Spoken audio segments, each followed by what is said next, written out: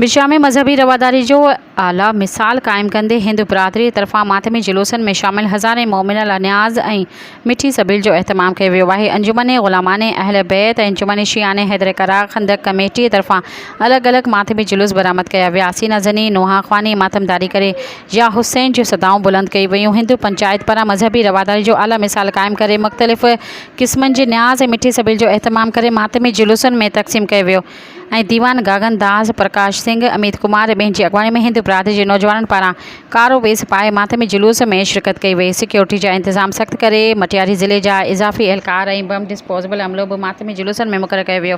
हिंदू बिरादरी जे अॻवाननि दीवान गागन दास ऐं प्रकाश सिंह मीडिया सां ॻाल्हाईंदे चयो त गुज़िरियल 30 सालनि खां मातमी जुलूसनि जी ड्यूटी ॾेई रहिया आहियूं। हज़रत इमाम हुसैन अलैहिस्सलाम जे ग़म हर इंसान खे आहे। असीं बि मातमदारी में शामिल आहियूं। इहा ड्यूटी सदाईं जारी रहंदी। सब्सक्राइब कयो अवामी न्यूज़ HD खे ऐं ताज़ा तरीन ख़बरुनि लाइ ॾिसंदा रहो अवामी न्यूज़ HD।